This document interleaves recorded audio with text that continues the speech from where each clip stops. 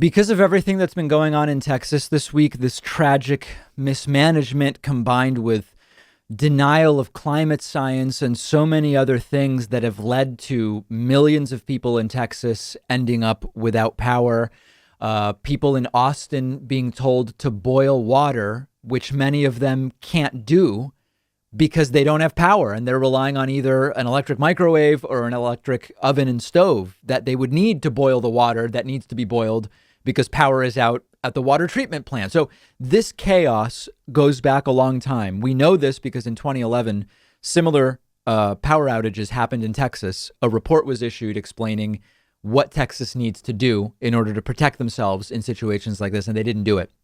But I want to go back to an interview I did a few years ago with Gretchen Bakke about exactly the relationship between the electrical grid, a green alternative renewable energy, the conflicts that exist because of business interests and politics and so many other things. So could not be a more relevant time to revisit this interview with Gretchen.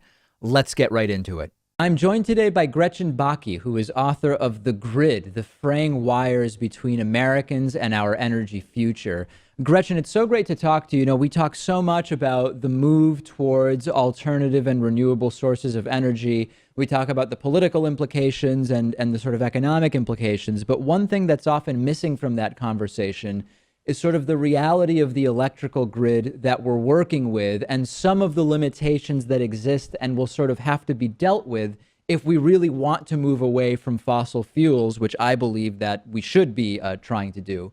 Let's start as broadly as you want to. I mean, what are some of the limitations that need to be considered?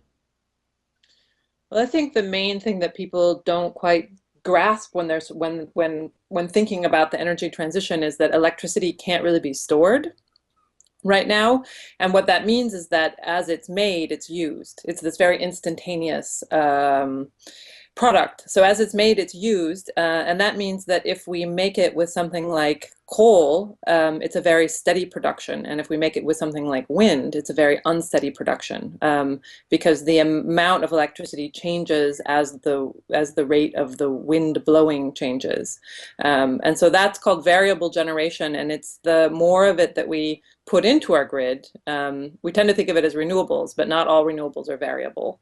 And the more we put into the grid, the harder it is to manage this sort of perfect balancing of how much electricity we use in any instant and how much electricity we produce in that same instant, because electricity is essentially instantaneous. So almost never more than a minute between when it's made and when it's used.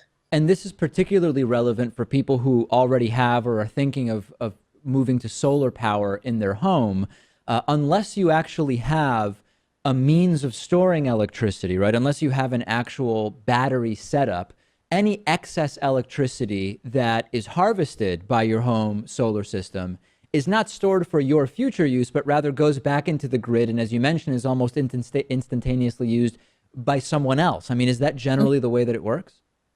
Yeah, and I think that's one of the things that I was really confused about for a long time was why people could have diesel generators and seemed to be like when there was a blackout, they would be able to power things in their house, but if you have solar panels, you can't. And like many people, I thought that was something that the utilities were somehow scheming to make it that so you couldn't go off the grid completely. But actually, diesel generators have all these very heavy pieces inside of them. And so when you turn on a light switch, there's a kind of inertial force inside the generator that allows it to balance your house. So the power you have on or turning off at any moment, it has to be balanced by the amount of electricity that generator is producing. So again, the fossil fuel and then this heavy piece of equipment enable you to run your house even without storage. Whereas solar panels, obviously you're not going to have any power at night. But even so, you turn on your light, there's no way for a solar panel to adjust to that without some kind of storage. So you turn on a light, you're asking for more electricity from that system, but that system is just producing electricity based on how much sun is hitting it at that moment. And you know, we don't use we don't even think in terms of like, okay, it's midday and it's really sunny, so I'm going to run everything right now, right? Our fridge turns on, our freezer turns on, it goes off. We turn on the lights, we turn them off, and all of that has to be balanced in some way by something. And right now, that something is the grid, and people like the grid. It's not there's not really a strong movement, I think, against the grid, but there is this sense of like, why can't I be energy independent? And the reason for that is when you turn on a light and you have solar panels, that extra electricity needs to come from somewhere, so it comes through the grid. And if the grid is down, then it doesn't come from anywhere. And as part of the Equally, path forward on this, I mean, Elon Musk from Tesla has talked about the home battery systems that they're mhm. working on that within a few years, he says, will be relatively affordable. I mean, is that the type of solution that you see as the most likely to this problem? I think it's very hard to see the future because I think that people really like the idea of being part of a larger electricity system. It was very rare in my research that I found people that wanted some kind of energy, wanted to be isolated all the time. They're Hmm. happy to produce for the grid. Solar panels in particular are like very happy to produce for the grid during the daytime to draw from the grid at nighttime. So I think that there is a possibility, certainly with those home battery storage systems, that you could be energy independent all the time. So you wouldn't need the grid at all. But I think what's more likely is that people will start to use those so that they have power when the power is out on the larger system. Interesting. Um, and that was a lot of what was happening when I was doing my research, is that a lot of the frustration I found with the electricity system, part of it was this feeling of like, we want more renewables, which is very hard to manage. And I think there's a lot of work going in that direction by people who do manage the grid right now, but not fast enough. Right? There's a lot of anger with the utilities in particular for not making that transition quickly enough. But the other big frustration was my power's out all the time. I have solar panels. Why can't I just have my power be on? Hmm. Like, why do I have to also have a diesel backup generator? So this movement from producing power independently, but also trying to be green at home and wanting the larger electricity system to be green as well.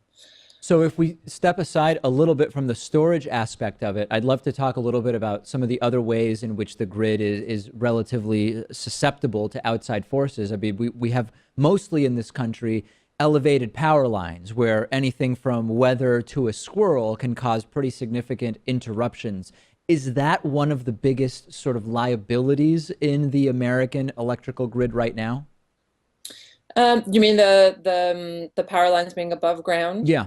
Certainly, it is in part because the greatest threat to the grid right now is growing trees. Hmm. So if they were underground, that would be less of a problem. It's really hard to cut back all of the foliage that is just up and coming over this huge nation, right? It's always just going up and up and up and sort of grabbing at power lines.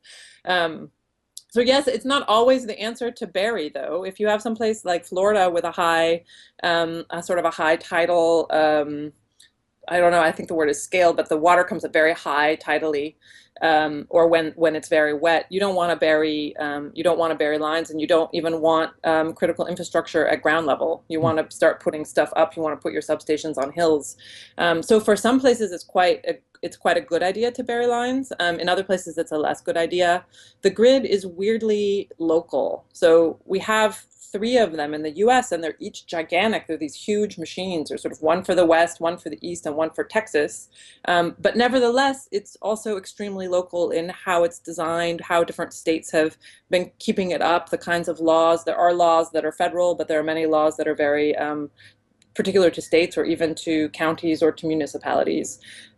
So taking into account the weather in particular places matters for answering that question, but it's also extremely expensive to bury lines. Yeah. And that So also that's gets towards another. what's sort of underlying this, which is, I don't know if I would call it a jurisdictional issue, but certainly one of ownership, which is that there's not like a single entity that owns or controls or maintains the grid, right? I mean, as you're sort of talking about, you're talking about municipalities and a lot of smaller entities that are part of this grid. And even manage their own grid. There are many municipal, like Los Angeles, for example, it manages its own grid, even though that grid is connected into the entire gigantic grid, which covers the whole of the West. It's still that particular piece of it, like where they're buying electricity from, how much they're paying for it, who's maintaining the lines. All of that is managed by the municipality. And some municipal grids are very small. I talk about in the book Rancho Cucamonga, which has one streetlight, but they have a municipal power governance. And people again are sort of organizing suburbs, et cetera, as they get frustrated with the rate of change to a more renewably powered system. They'll just get towns or suburbs together, and they'll disaggregate, it's called, from the big grid, and take over their own little piece of it to manage it for themselves. So that happens legally in the States. So it's both big and, very, very small. Very, very local, and absolutely, nationally gigantic. And I think that's where you see a lot of the excitement about what's happening right now. I know most people don't really see the grid or think about the grid, but it's changing radically at this exact moment in time. And lots of people are causing that change to happen in different ways. Well, it is a hugely important issue, particularly when we have the conversation about when and how will we get off of fossil fuels. It's something that could not be more important. Again, we've been talking about the book, The Grid, the fraying wires between Americans and our energy future. And we've been speaking with the book's author, Gretchen Bakke. Thanks so much for talking to us about this. Yeah, my pleasure. Thank you.